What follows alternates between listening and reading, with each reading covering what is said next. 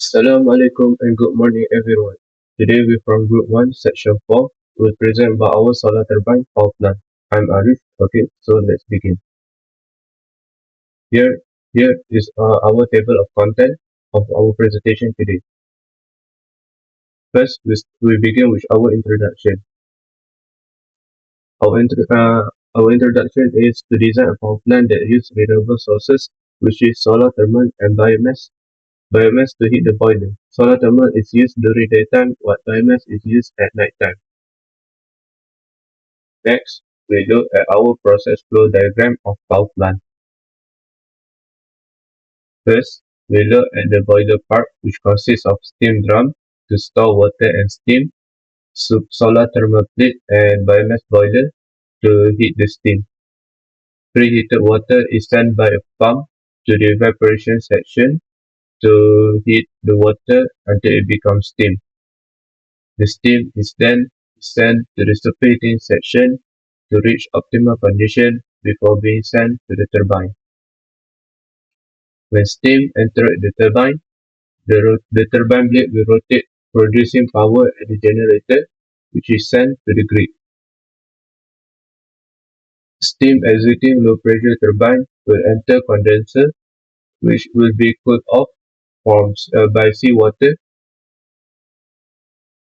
Makeup water is also supplied to water treatment plant to remove impurities, and then is transferred to condenser to ensure steady flow rate for the whole cycle.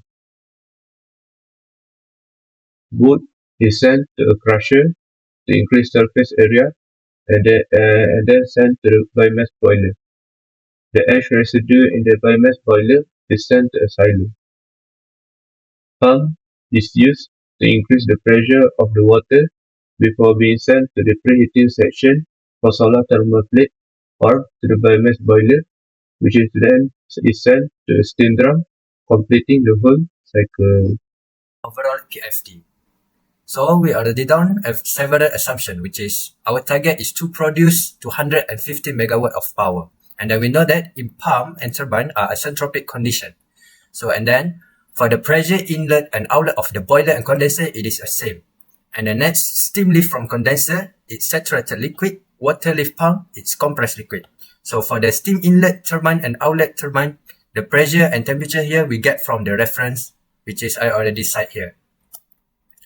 Next, we go to the overall PFD simplify. Here we have boiler, we have turbine, we have condenser and also pump, which is turbine we produce the one net out. And then pump, we go to the pump. Here is the state 3, state 4, state 1 and state 2, which is we're going to start with state 3. So we will calculate the state 3 first, which is from boiler to turbine. We know the pressure and temperature here. And then we compare the temperature here with the T-set, which is we get from table. And then it is superheated vapor. So from table AC, we do the interpolation to get the value of H3. And then also for S3, we do the interpolation to get the value. Next, we go to the state 4, which is from turbine to condenser. We know the pressure here. And then we know T here is equal to T-set. And then from the table A5, we find the value of SF, SG, HF, and HG. And then we know here that it is isentropic condition. So the S here is equal to the S3. And then when we compare between S4, SF, and SG, we know that it is saturated mixture. And then we can find the quality, which is X. Using this formula, we get the quality is 0.878. And then using the same formula, we can get the value of H4. Next, we go to the state 1, which is from condenser to pump. So we already know the pressure here, and then we know here is saturated liquid. So the T here is equal to set. And then we can get the value of H1, S1, and V1 from the table A5 because we know that it is saturated phase. It is liquid phase. And then next we go to the state 2, which is from turbine to condenser. We know the pressure here, but we don't know the T here, and then we know the phase here. It is compressed. And then we do the interpolation between T and S, we get the value of T here. Next, we know that the value of S here is equal to S1. And then to calculate the H2, we must to calculate the work in first.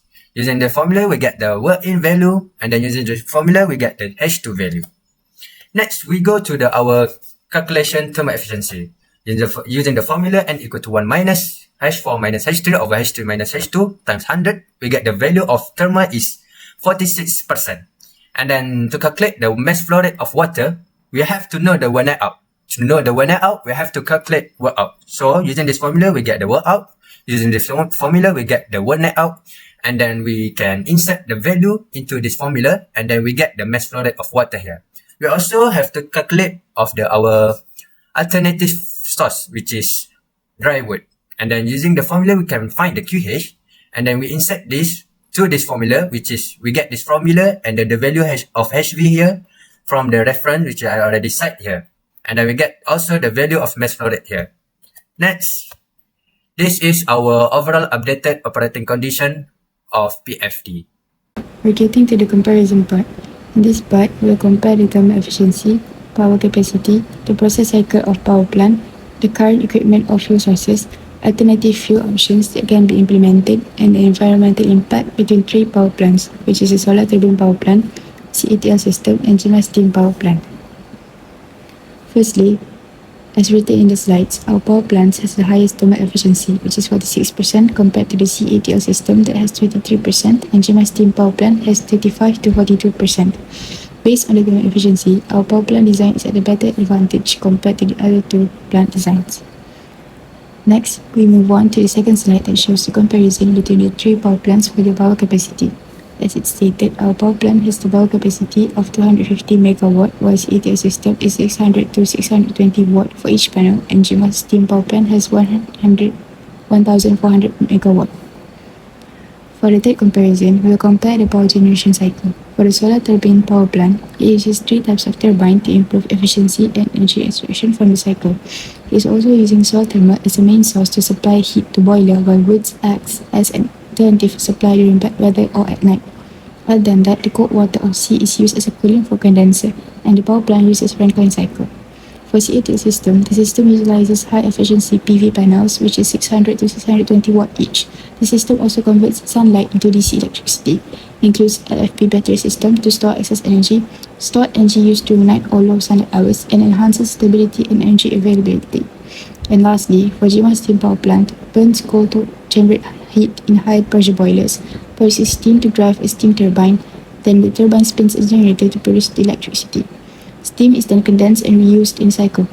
It also operates on a closed-loop Rankine cycle. Next, we will compare the fuel source and main equipment used in each power generation system. Our design uses sunlight as the main fuel and dry wood as alternative fuel. The system starts with the crusher, which is used to process the dry wood if needed. Then the solar thermal collector absorbs sunlight to generate heat, and boiler to generate steam. That steam flows through three types of turbine: high pressure, intermediate pressure, and low pressure to produce mechanical energy. This energy spins the generator to produce electricity. After that, the steam goes into the condenser to be cooled and returned back into water, and the pump pushes the water back to the cycle. The CATL system also uses sunlight, but through photovoltaic panels. Its equipment includes solar panels, an inverter to convert DC to AC, a load connection, a bidirectional energy meter, and a grid interface system. In the case of Jima coal power plant, the fuel is pulverized coal. The system includes coal handling unit, a boiler, steam turbine, generator, a condenser, a cooling system to support continuous base load operation. Now let's look at the environmental impact and alternative fuel option of each system. First, our design mainly uses sunlight, but we also include dry wood as an alternative fuel for heating when sunlight is not sufficient. Dry wood is a type of biomass, and it's considered a cleaner alternative compared to fossil fuels. Overall, our system has low emissions and is environmentally friendly. It's renewable and land use is minimal. For the CATL system, it is also uses sunlight and has batteries to store energy. No extra fuel is needed. There are no emissions, but making batteries has some environmental cost. Still, the total pollution is very low. Finally, the Jima coal power plant, it uses coal and may use biomass or hydrogen in the future. Right now, it causes high pollution. Even with filters and system to reduce emissions, it is still pollutes the air and water. So this is our reference.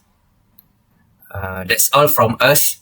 Thanks for watching, everyone. Bye-bye.